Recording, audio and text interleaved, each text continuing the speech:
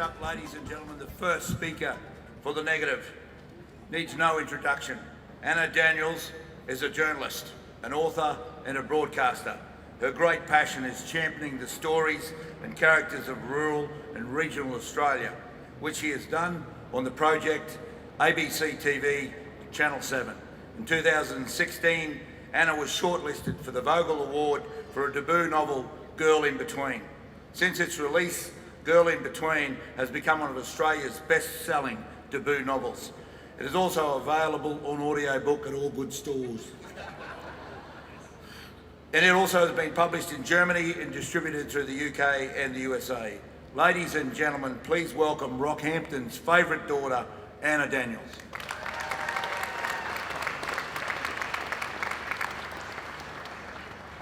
Well, good evening, ladies and gentlemen. Look, can I start by pointing out that the average age of this side on my right is 102. Talk about romance and going weak at the knees.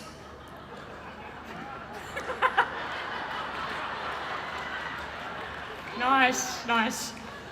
Talk about romance and going weak at the knees. I don't know if you saw, but Sam was flat out getting up these stairs earlier, let alone getting down to serenade you, God help us.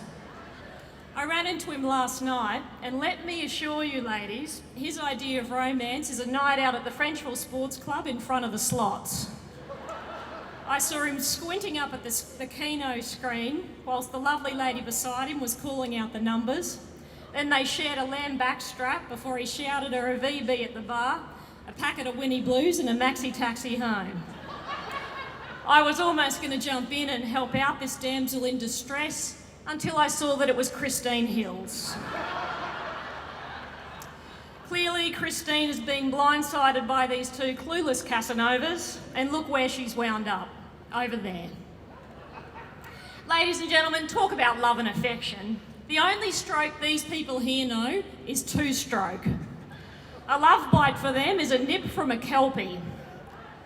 When you ask this mob to go get some essential oils, they'll bring back Castrol Synthetic and Penrite.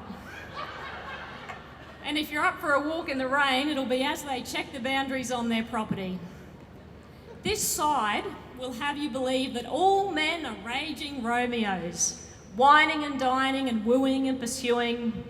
It's hard to swallow when they think that a romantic comedy is having a laugh with Pip Courtney during Landline. Ladies and gentlemen, tonight you're going to hear so much bluster and baloney, there'll be more porky pies than out the back of Cranston's drive-through. But let me assure you that we must cut through to the truth and ignore everything this lambassador says. Sure, he may look like a benevolent grandfather, but let me assure you, Sam is a wolf in sheep's clothing. He's going to go for the jugular. And with choppers like those, he's probably going to come close. But how can we trust a man who lives and breathes lamb? Out here in Beef Week and in the midst of us is a bloke who's never had a piece of steak in his life. Wouldn't know a rump, it's all about the chump chops. Earlier tonight, we all had dinner, and I innocently turned to Sam and said, "How's your short loin?" Well, he looked aghast. The language of beef cuts clearly foreign to a man who only deals in legs, breasts and foreshanks. Giving him a bit of beef, I explained that I was being tongue-in-cheek, but he gave me the cold shoulder, which was cryovac from his sheep farm in Victoria. Naturally, I said no shanks.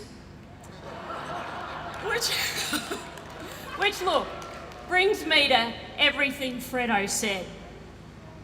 You'd think a kindly former doctor like Fredo would have a soft touch. And according to the legions of men who presented to him with strangulated testicles and hemorrhoids, he did. But that softness has left Fredo everywhere but around the belly and the hips. It's a sad reality that when COVID came along, Fredo rejoiced. No more pressure to hold hands. And just this morning even, still wearing a face shield, went out for coffee with Penny to protect against public displays of affection. I couldn't believe it. I also couldn't believe that your speech went for 18 minutes and that half of it was about Jeff Maynard twerking. Which brings me to my first argument tonight. Ladies and gentlemen, women are more romantic than men because we do it more. Why? Because we're the ultimate multitaskers. Women can toast their partner whilst also taking the toaster apart. They can make out whilst making the bed and a lasagna. Women are not only initiating melting moments, they're also baking them. Tray after tray of sensual cookie dough, drowning out the smell of boots drenched in horse manure and pesticides. Ladies, you'll know, if you make a move on a man whilst he's watching the weather report, you'll be greeted with shock, disbelief and fear. How can he possibly look at you whilst also keeping an eye on Jenny Woodward? It's impossible. And that's why we females take charge, learning from the femme fatales who went before us. Some of us, let's be honest, most of us, learnt the hard way, observing good old Ma and Pa. Unlike some of these blow-ins, I grew up in Rocky, and every weekend I'd observe Mum and Dad take turns in arranging romantic getaways. When it was Mum's turn, they'd go to Pacino's for a candlelit dinner, and then they'd walk hand in hand beside the river on Key Street, before watching the twinkling lights from the top of Mount Archer as love song dedications gently came through the Tarago speakers. Then next weekend it was Dad's turn. Well, they started out at the Gracemere sale yards before grabbing a pie and a chocky milk at the Mount Morgan bakery and heading to the Rocky Swap to pick up some boat trailer tyres and a second-hand homebrew kit. Then it was back over the bridge for 2-for-1 pints at the Lakes Creek Hotel with Fredo and Penny. Need I say more? Probably not, because I'm staying at Mum and Dad's tonight. But look, you get the picture, don't you? Men, as the 15 million copy bestseller says, men are from Mars bars, women are from Venus. Books don't lie. You only have to look at the mountain of rural romance or lust in the dust books out there to see that they're all written by women.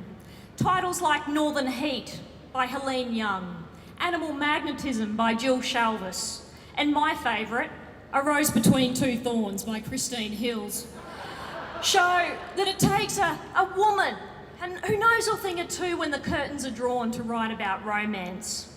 Men, meanwhile, are putting out books like Beaut Utes, Burgers Made Easy, and Insults Every Man Should Know. And I know you're looking at me thinking, who is she to talk about books? Well, I'll tell you, I wrote one. It's a romantic comedy set amongst the bull statues and cattle trains of Rockhampton. And coincidentally, I'm doing a book signing of it tomorrow morning at a place called Our Shop in William Street. But that's beside the point, isn't it? Isn't it, Fredo? Look, you lot might think that when we're on our laptops that we're looking up scone recipes from the CWA. But let's be honest, we're all watching Outlander. That hard-pressed to find any sort of romance from the opposite sex that we resort to a steamy series starring a Scottish warrior in a well-cut kilt. Based, of course, on the best-selling books by the all-knowing Diana Gabaldon. Ladies and gentlemen, if TV's more your thing, you only have to switch on the box and look at what's offering to see that females are more romantic. Case in point, Farmer Wants a Wife. Males so lacking in the romance department that they've hoisted the white flag in surrender and said, God help me, I've tried myself, but I really do need a national reality TV show to win someone over. Tonight, you're going to hear from two fine men who've come to know and embrace the truth that they don't have a romantic bone in their body. Simon Irwin was born in Warwick and is a former general manager of Rocky's Morning Bulletin. Any more salt of the earth and you'd sprinkle him on your fish and chips. And Tahir, well, everything Tahir says tonight will be gospel. Look, in conclusion, ladies and gentlemen, let's not beat around the bush because men certainly aren't. I mean, in the words of the famous romantic diva, Pat Benatar, love is a battlefield, a battle which we will win tonight. Thank you. Keep it going, ladies and gentlemen, for Anna Daniels.